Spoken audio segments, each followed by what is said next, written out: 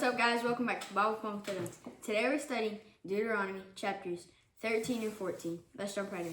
All right, so this week, for the first couple of days of the year, or the week this week, we're going to be reading about some of the more ceremonial laws that the Israelites were supposed to remember. Now remember, Moses is reviewing that for the people kind of prior to them going into the promised land. Now what you need to know as we prepare for Sunday is that God is telling his people, really in a very broad way, everything in their life comes back to worship. Now, let's talk about a couple things.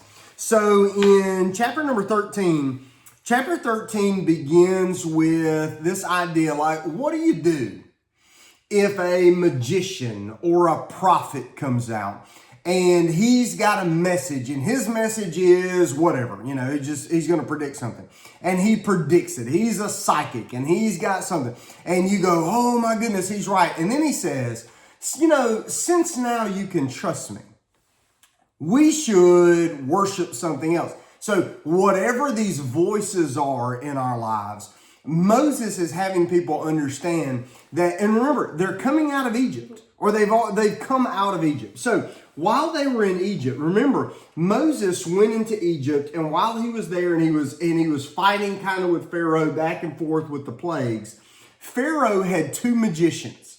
These two magicians, Jannes and Jambres, that was their name. These guys were performing miracles kind of parallel to Moses. Moses said these guys had power, but they did not have truth. And his worry was that if you started contaminating real worship with false worship, that it was going to throw everything off. And so Moses is being very considerate here of, it does not matter what's going on. Whatever's happening here, you got to be very careful to always only follow the Lord. Now, Jeb, what was your kind of thoughts around that? To always follow the Lord. Okay, in chapter 14, 13. 13? 13 was about the prophets and all that, yeah. Wait. All right, think about it, and then we'll get back to you. Okay, so while we're doing that, I'm going to preach on this passage in chapter 13. I'm preaching on this on Sunday, all right? So we're going to kind of come back to this. You'll notice that toward the end of this passage, you've got a situation where what happens if an entire city kind of wanders off into paganism. They had very strict demands. You go in and you just kind of clean slate. You clear out the people, you clear out the things. I want you to understand, that's not about going and getting their stuff. This is not about like taking over property from people that are within the tribes of Israel. This is about doctrinal purity, that at all costs, they had to keep their eyes only on the Lord. Now, when you get into chapter 14, it starts off with basically cutting themselves and shaving their foreheads. And in Leviticus, it would even kind of it would add in here, tattooing themselves.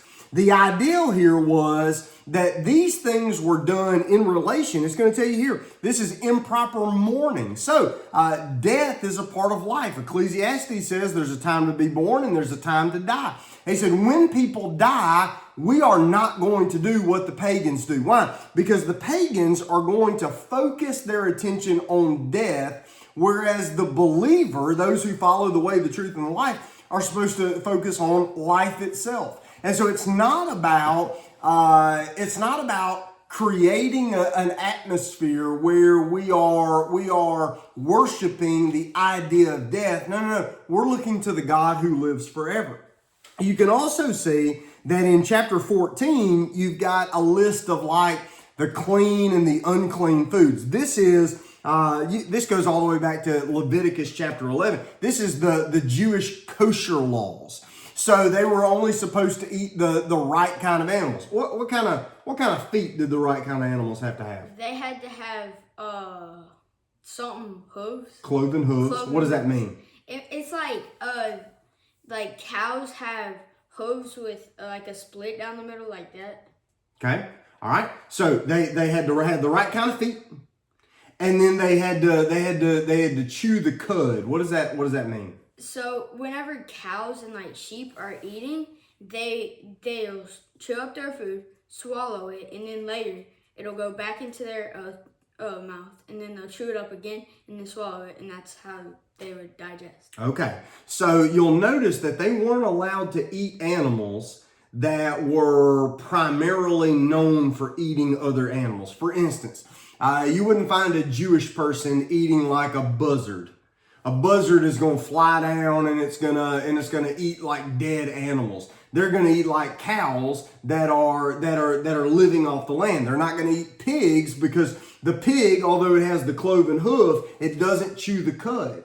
And so you have all of this. Now the question is, why is God so concerned with what they are allowed to eat and what they're not allowed to eat? Jeb has a good verse for us. What is it? Okay, in 1 Corinthians chapter 10, verse 31, it says, "So whatever you eat or drink, or whatever you do everything for the glory of God."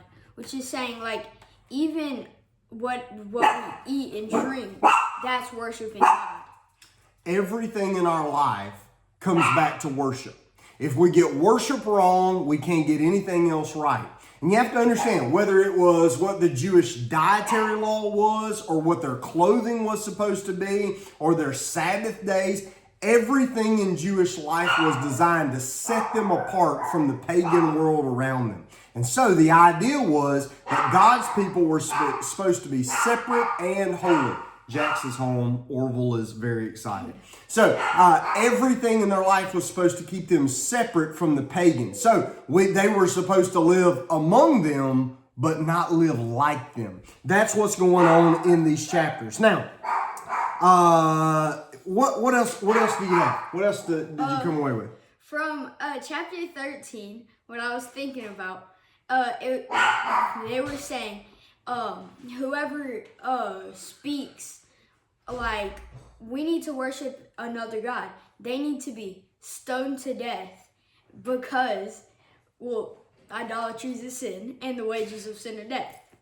So we would be uncomfortable with anything that would say, hey, we kill those people. We go, ooh, that sounds pretty harsh. But here's what Jeb's explanation. I said, Jeb, why do you think that's the case? Now, certainly, to contaminate a little, it's like leaven. It's like yeast in bread. You get a little bit that contaminates, it's going to contaminate the whole loaf, right? Jeb then said, well, what about this verse? What did it say again?